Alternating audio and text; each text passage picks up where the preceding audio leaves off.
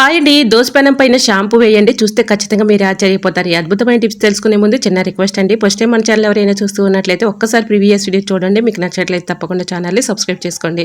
ఇంతవరకు మన ఛానల్ ఎంతగానో ఆదరించి సపోర్ట్ చేసి సబ్స్క్రైబ్ చేస్తున్న ప్రతి ఒక్కరికి కూడా చాలా చాలా థ్యాంక్స్ అండి. ఇలానే సపోర్ట్ చేయండి. మన ఛానల్లో ఇంకా మంచి మంచి టిప్స్ అయితే షేర్ చేస్తూ ఉంటాను. ఈరోజు మీ అందరికీ యూజ్ అయ్యే అద్భుతమైన అమేజింగ్ రియల్ మరి లైఫ్లో యూజ్ చేసుకునే అద్భుతమైన టిప్స్ అయితే షేర్ చేస్తున్నాను. వీడియోని ఎక్కడ కూడా స్కిప్ చేయకుండా చివరి వరకు చూడండి. ఇంకా లేట్ చేయకుండా వీడియోలోకి అయితే వెళ్ళిపోదాం. ఈ రోజు పెళ్లి రోజు పుట్టినరోజు జరుపుకుంటున్న ప్రతి ఒక్కరికి కూడా హార్ట్ఫుల్ కంగ్రాట్స్ అండి. Many more happy returns of the day. ఇలాంటి పెళ్లి రోజులు పుట్టినరోజులు ఎన్నో జరుపుకోవాలని మనస్ఫూర్తిగా కోరుకుంటున్నాను. మరి ఈ రోజు అన్నింటిలో కూడా టిప్స్ అన్నింటిలో మరి మీకు ఏ టిప్స్ అయితే యూజ్ఫుల్గా ఉన్నాయో, ఏ టిప్స్ అయితే మీకు బాగా నచ్చాయి అనేది ప్లీజ్ అండి చిన్న కమెంట్ చేయండి ఫ్రెండ్స్. ఇంతవరకు చాలామంది కూడా మరి కమెంట్ చేస్తున్నారు. చాలా చాలా థ్యాంక్స్ అండి. సో మీకు ఎలాంటి టిప్స్ కావాలన్నా కూడా కమెంట్ సెక్షన్లో షేర్ చేయండి. తప్పకుండా ఆ టిప్స్ అయితే షేర్ చేస్తాను. ఇంకా లేట్ చేయకుండా వీడియోలోకి అయితే వెళ్ళిపోదాం. ఫస్ట్ టిప్ని తెలుసుకుందాం.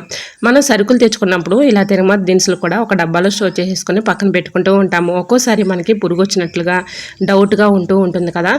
అలా పురుగు వచ్చినప్పుడు మనకి డౌట్గా ఉన్నప్పుడు ఈ చిన్న ట్రిక్ని ట్రై చేయండి. ఒక 1 అవర్ పాటు ఇలా తిరుమల దినుసుల్ని ఎండలో ఉంచేసి తర్వాత స్టవ్ ఆన్ చేసుకుని ఒక కళాయి పెట్టుకొని ఇలా తిరుమల దినుసుల్ని మొత్తం కూడా వేసేసి దోరగా వేయించేసుకొని డబ్బాలో స్టోర్ చేసుకునేటప్పుడు కొద్దిగా సాల్ట్ కలిపేసుకొని స్టోర్ చేసుకున్నాం అనుకోండి, మనకి పురుగు అనేది అసలు రానే రాదు. ఎందుకంటే ఒక 1 అవర్ పాటు ఎండలో ఉంచాము, ఇలాగా దోరగా వేయించేసాం కాబట్టి మనకి ఇందులో సాల్ట్ కలుపుకుంటే పురుగు రాకుండా పాడైపోకుండా ఎక్కువ రోజులు స్టోర్ ఉంటాయండి. ట్రై చేయండి, చాలా చక్కగా వర్క్ అవుతుంది. ఇలా మన మనీని కూడా సేవ్ చేసుకోవచ్చు. ఇంకా సెకండ్ టిప్ని తెలుసుకుందాం. ఈ టిప్ కూడా చాలా చక్కగా యూజ్ అవుతుందండి. మనం కొత్తిమీర తెచ్చుకున్నప్పుడు ఇలా మనం ఎక్కువగా క్యారీ బ్యాగ్లో పెట్టేసి ఫ్రిడ్జ్లో పెడుతూ ఉంటాము. ఇలా క్యారీ బ్యాగ్లో పెట్టడం వల్ల లోపల గాలాడక ఇలా తేమ తగిలి కుళ్ళిపోతూ ఉంటుందండి. అలా కాకుండా కొత్తిమీర ఎక్కువ రోజులు స్టోర్ ఉండాలంటే ఈ చిన్న ట్రిక్ని ట్రై చేయండి, చాలా చక్కగా వర్క్ అవుతుంది. ఇలా కొత్తిమీర తెచ్చుకున్నప్పుడు ఏర్లన్నీ కూడా ఈ విధంగా సమానంగా పెట్టేసుకొని ఏదైనా ఒక గ్లాస్ లాంటిది పెట్టేసుకుని గ్లాస్ నిండుగా వాటర్ పోసుకొని ఇలా ప్లాస్టిక్ డబ్బా తీసుకోవాలండి. ఇలా రివర్స్లో పెట్టేసుకుని మూత పెట్టుకుని ఫ్రిడ్జ్లో స్టోర్ చేసుకుంటే మనకి ఎన్ని రోజులు ఉన్నా పాడవకుండా ఉంటుందండి. సో ఇక్కడ ఒక విషయం అయితే గుర్తుపెట్టుకోవాలి. 2 డేస్కి 3 డేస్కి వాటర్ మార్చుకుంటూ ఉంటే సరిపోతుంది. మనకు కొత్తిమీర అనేది కుళ్ళిపోకుండా పాడవకుండా అలానే ఉంటుందండి. ట్రై చేయండి, చాలా చక్కగా వర్క్ అవుతుంది. ఇలా కొత్తిమీర మనం ఎక్కువగా తెచ్చుకున్నప్పుడు ఈ చిన్న ట్రిక్ని ట్రై చేయండి, చాలా చక్కగా వర్క్ అవుతుంది. ఇంకా నెక్స్ట్ టిప్ని తెలుసుకుందాం. మన ఇంట్లో ఉన్నటువంటి బల్లులు కానీ బొద్దింకలు కానీ అలానే చిన్న చిన్న పురుగులు కానీ చీమలు కానీ ఇలాన్నీ ఎలకలు కానీ పోవాలంటే ఈ చిన్న ట్రిక్ చాలా చక్కగా వర్క్ అవుతుందండి. ట్రై చేయండి. ఒక సిస్టర్ కమెంట్ చేసింది, అక్క మా ఇంట్లో ర్యాడ్స్ ఎక్కువగా ఉన్నాయి, అవి పోవడానికి మంచి టిప్ చెప్పమని. ఆ సిస్టర్ కోసం అయితే ఈరోజు ఈ వీడియో అయితే షేర్ చేస్తున్నాను. సో మన ఇంట్లో అరటిపండ్లు అయితే ఉంటూ ఉంటాయి కదండి. బాగా మాగినటువంటి అరటిపండుని తీసుకోవాలి. అంటే బాగా పండిపోయినటువంటి అరటిపండుని తీసుకొని ఈ విధంగా ఏదైనా ఒక బౌల్లోకి వేసేసుకోవాలి. ఇలా ఈ అరటిపండులో మనకి ఎక్స్పైరీ అయిన ట్యాబ్లెట్స్ కానీ మన యూజ్ చేయని ట్యాబ్లెట్స్ కానీ మన ఇంట్లో ఉంటూ ఉంటాయి కదండి. ఆ ట్యాబ్లెట్ పౌడర్ను కూడా మెత్తగా పౌడర్లా చేసేసుకుని ఇందులో వేసుకోవాలి. చిన్న కర్పూరం బిళ్ళను కూడా అందులో వేసేసుకోవాలి. అందులో ఒక 1/2 టీ స్పూన్ బేకింగ్ పౌడర్ కూడా వేసుకోవాలి. మాగిన అరటిపండు, బేకింగ్ పౌడర్, ట్యాబ్లెట్ ఎక్స్పైరీ అయిన ట్యాబ్లెట్ పౌడర్, అలానే దీనిలో నాప్థలిన్ బాల్ ఉంటుంది కదండి, బట్టల్లో స్మెల్ కోసం ఎక్కువగా యూజ్ చేస్తూ ఉంటాము. అలాంటి బాల్ కూడా మెత్తగా పౌడర్ లాగా చేసుకొని ఇందులో వేసుకోవాలి. అలానే కొద్దిగా నెయ్యి కూడా తీసుకోవాలండి. నెయ్యి కానీ ఎన్నపూస కానీ మీ ఇంట్లో ఏది అవైలబుల్గా ఉంటే అది వేసుకోండి, లేదంటే నూనె అయినా వేసుకోవచ్చు. ఇలా నెయ్యికి నూనెకి ఇలా ఎలకలు కానీ బల్లులు కానీ బొద్దింకలు కానీ ఎక్కువగా అట్రాక్ట్ అవుతూ ఉంటాయండి. సో తప్పకుండా ఇవన్నీ వేసేసుకున్న తర్వాత చిన్న అల్లం ముక్కను తీసుకొని మెత్తగా దంచుకోవాలి. ఇలా ఈ అల్లం ముక్కను కూడా అందులో వేసేసుకొని ఒక పచ్చిమిర్చిని కూడా మెత్తగా పేస్ట్ లాగా చేసేసుకొని ఇందులో వేసేసుకోవాలి. ఇలా వీటి ఘాటుకి ఎక్కువగా మనకి బల్లులు కానీ బొద్దింకలు కానీ అలానే చిన్న చిన్న పురుగులు కానీ చీమలు కానీ అట్రాక్ట్ అవుతూ ఉంటాయండి. సో గోధుమ పిండి కానీ అలానే రైస్ ఫ్లోర్ కానీ ఏ పిండిలు అవైలబుల్గా ఉంటే ఆ పిండిలైనా వేసుకోవచ్చు అండి. నేను ఇక్కడ గోధుమ పిండిని ఒక 1 స్పూన్ వరకు వేసేసుకున్నాను. ఇవన్నీ వేసుకున్న తర్వాత అరటిపండులో ఇవన్నీ కూడా బాగా మిక్సింగ్ చేసేసుకోవాలి. ఇలా మిక్సింగ్ చేసుకున్నటువంటి ఈ మిశ్రమాన్ని చిన్న చిన్న బాల్స్ లాగా ప్రిపేర్ చేసుకోవాలి.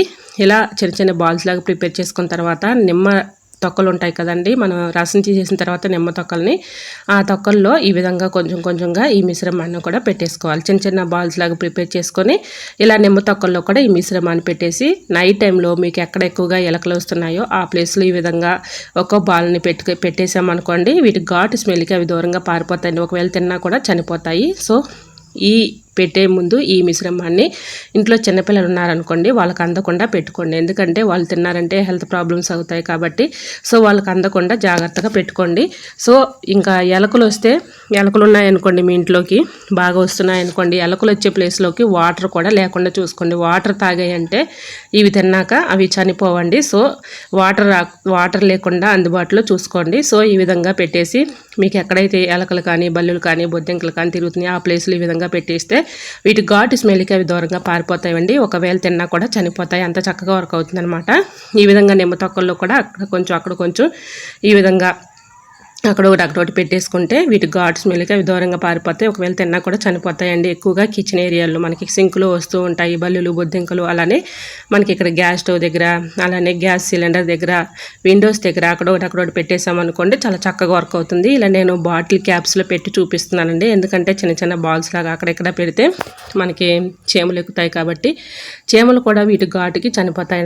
నెక్స్ట్ టిప్ని తెలుసుకుందాం. ఇంట్లో చిన్నపిల్లలు ఉన్నారనుకోండి, వాళ్ళు ఎక్కువగా మనం ఇలా బెడ్షీట్ వేసామనుకోండి, బెడ్షీట్ తీసేసి వాళ్ళు ఇష్టం వచ్చి తొక్కేస్తూ ఉంటారు. ఇలా బెడ్షీటే కాదండి, ఇలా పొరుపు కూడా మనకి డస్ట్ పట్టేసి చాలా మురిగ్గా ఉంటుంది. అది చూడాలన్నా అసహ్యంగా కనిపిస్తూ ఉంటుంది. మనం పల్లెటూరులో ఉన్నప్పుడు ఓకేనండి, లేదంటే సిటీల్లో ఉన్న వాళ్ళకి ఎండ అవైలబుల్గా ఉండదు.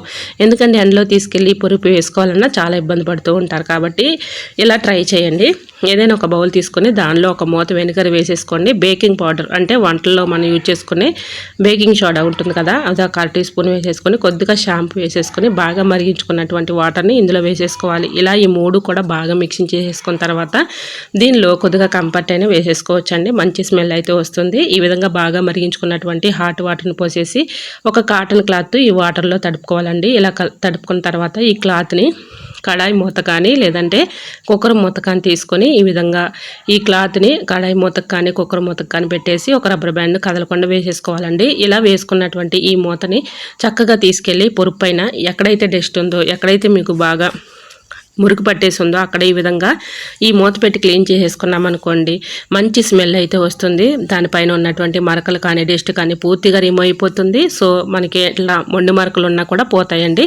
సో అప్పటికప్పుడు ఈ విధంగా చక్కగా మనం ఈ క్లాత్ పెట్టి శుభ్రంగా క్లీన్ చేసేసుకోవచ్చు. ఇలా సోపాలు కానీ పొరుపులు కానీ మనం యూజ్ చేయకుండా అంటే తీసుకెళ్ళి మనం వాష్ చేయలేం కదండి. ఈ విధంగా చక్కగా క్లీన్ చేసేసుకుంటే మంచి స్మెల్ అయితే వస్తుంది. సో ఇలాంటి డస్ట్ కూడా పూర్తిగా రిమూవ్ అయిపోతుంది. ట్రై చేయండి, మంచి స్మెల్ అయితే వస్తుందండి.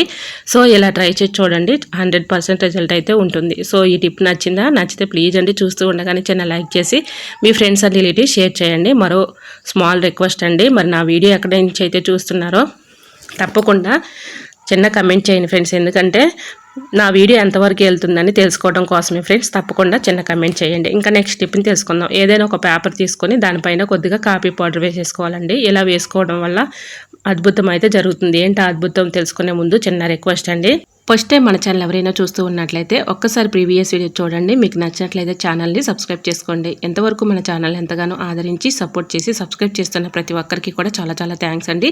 ఇలానే సపోర్ట్ చేయండి. మన ఛానల్లో ఇంకా మంచి మంచి టిప్స్ అయితే షేర్ చేస్తూ ఉంటాను. సో ఈ విధంగా కాఫీ పౌడర్ వేసేసుకున్న తర్వాత నేను వీడియోలో చూపించిన విధంగా ఇలా పేపర్ని అయితే ఫోల్డింగ్ చేసేసుకోవాలి. ఏదైనా ఒక ప్లేట్లోకి ఈ విధంగా పేపర్ని వెలిగించేసామనుకోండి, ఈ వచ్చే పొగ ఉంటుంది కదండి, ఈ పొగ మనకి ఒక్కోసారి మనం ఎంత క్లీన్గా ఉంచుకున్న ఇల్లు ఒక్కోసారి బ్యాడ్ స్మెల్ వచ్చేస్తూ ఉంటుంది. అలా బ్యాడ్ స్మెల్ వచ్చినప్పుడు ఈ విధంగా పేపర్ని అంటించేసి ఇలా వెలిగించామనుకోండి, వచ్చే ఆ ఘాటు స్మెల్ మంచి స్మెల్ అయితే వస్తుందండి. సో మనకి ఎటువంటి బ్యాడ్ స్మెల్ కూడా ఉండదు, మనకి నెగిటివ్ ఎనర్జీ అనేది కూడా ఉండదండి. ఈ విధంగా కొద్దిగా కాఫీ పౌడర్ వేసేసి ఆ పేపర్ పైన ఇలా వెలిగించామనుకోండి, కాఫీ పౌడర్ కాలుతూ ఉంటుంది కాబట్టి ఆ ఘాటైన స్మెల్ వస్తూ ఉంటుంది. సో రూమ్ అంతా కూడా మంచి స్మెల్ అయితే వస్తుందండి. ట్రై చేయండి, చాలా చక్కగా వర్క్ అవుతుంది. ఇంకా నెక్స్ట్ టిప్ని తెలుసుకుందామండి. ఈ టిప్ కూడా చాలా చక్కగా యూజ్ అవుతుంది. వీడియోని ఎక్కడ కూడా స్కిప్ చేయకుండా చివరి వరకు చూడండి.